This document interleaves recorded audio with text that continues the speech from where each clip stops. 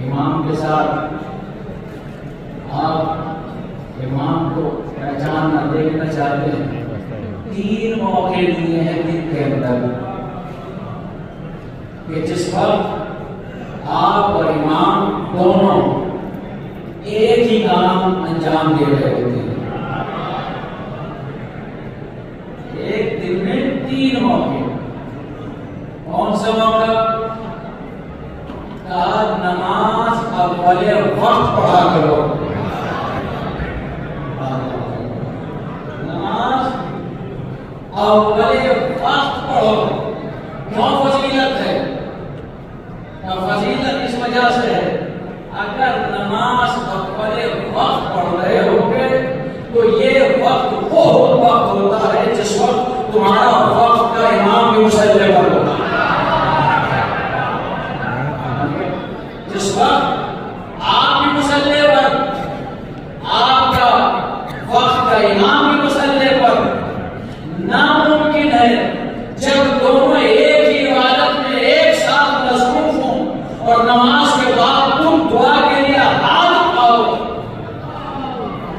تمہاری یہ دعا رد نہیں ہو سکتی۔ تبھی کہا گیا کہ اگر کوئی انسان 40 دن تک مسلسل نماز فجر اول وقت پڑھے قضا نہ ہو، اس کی زبان سے حکمت کے کلمے جاری ہونے لگیں گے۔ حکمت، الہامی کیفیت۔ 40 دن نماز وقت پڑھو، کوئی پریشانی ایسی نہیں ہے کہ دور نہ ہو، کوئی دعا ایسی نہیں ہے کہ مستجاب نہ ہو۔ کیوں؟ کیونکہ 40 دن تک آپ اس وقت نماز پڑھیں جس وقت امام مصلی پڑھے۔ یہ تو وقت ہو گیا امام سے ملاقات، اب شکریہ۔ انتظار آپ بھی کر رہے ہیں، انتظار مولا بھی کر رہے ہیں۔ ابھی بتائیے کہ کس کے انتظار میں کمی ہے،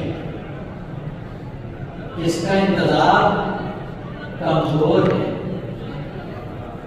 اسنانی کرام، یہی آج کی اس محفل کا تبادل ہوگا۔ کتنی بڑی محفلیں آپ نے کی اور کتنی دعائیں آپ کر رہے ہیں، سب سے امپورٹنٹ چیز ہے امام کی معرفت۔ ایک امام کا لقب ہے جس کے لیے تاکید یہ کی گئی ہے کہ اس کو بار بار نہیں پڑھنا چاہیے، اس کو بار بار دہرانا نہیں چاہیے۔ کیوں؟ ایک شخص بار بار اس کی اور اس تسبیح کرتا ہے تو آپ میں آ کر رسالت خان علیہ السلام نے بشارت دی اور فرمایا خبردار اس نام کا ورد بار بار مت لیا کر۔ یا رسول اللہ پھر کب تم؟ کہا جب تیرا دشمن تیری گردن پہ خنجر رکھ دے اور وہ خنجر چلنے والا ہو، جب تیرے گردن پہ دشمن خنجر رکھ دے اور وہ خنجر چلنے والا، اس وقت پکارنا مولا اگر خنجر چل گیا تو، اگر خنجر چل گیا تو حضور نے فرمایا خبردار یہ نہ کہنا میرا فرزند تیری شہر حیات سے زیادہ قریب ہے، تیری شہر حیات سے زیادہ قریب ہے۔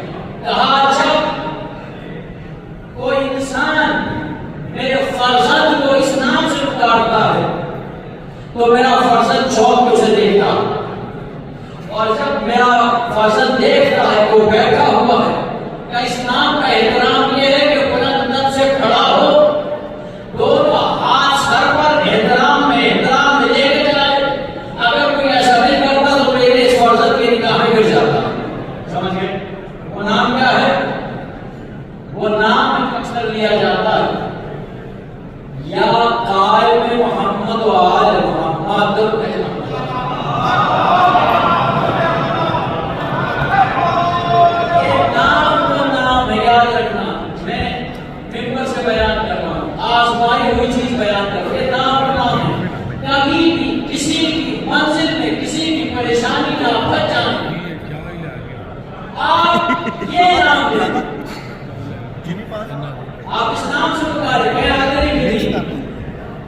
از غیب سے مدد ہوتی ہے، از غیب سے مدد ہوتی ہے۔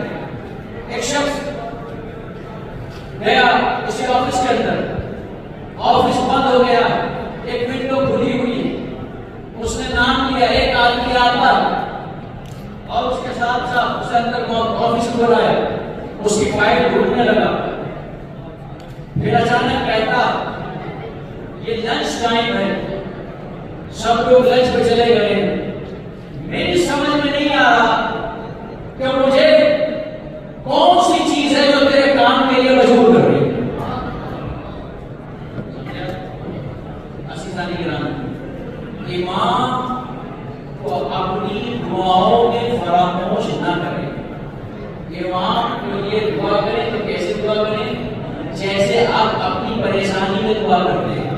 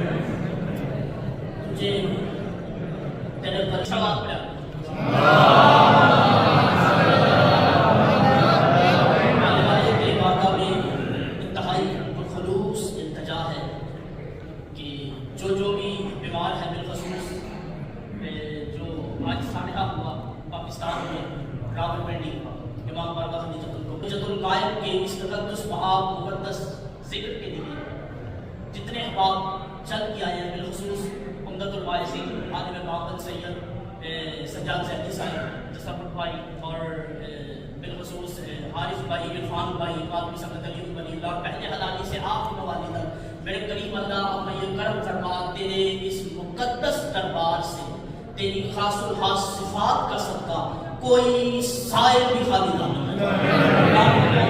پانے والے ہمارے وارث حقیقی کے ظہور میں تاجیل فرما، قوم کو قبولیت تک پہنچانا آخری سلام۔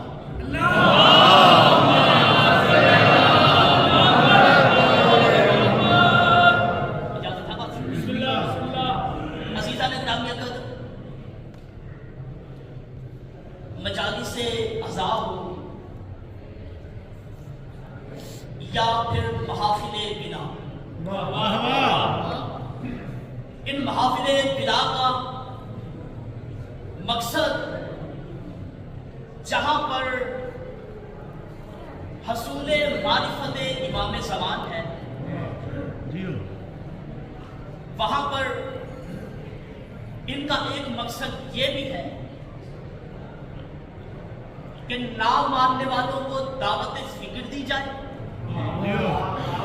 جبکہ ماننے والوں میں شوق آمادگی نصرت امام کو پیدا شوق آمادگی نصرت ولی الرسول۔ وہ کسی شاعر کی کیا خوب جملے کے اللہ مجھے لشکر مہدی میں جگا دے، ایسا نہ ہو آپ کا میرا حل بھی نہیں تھا۔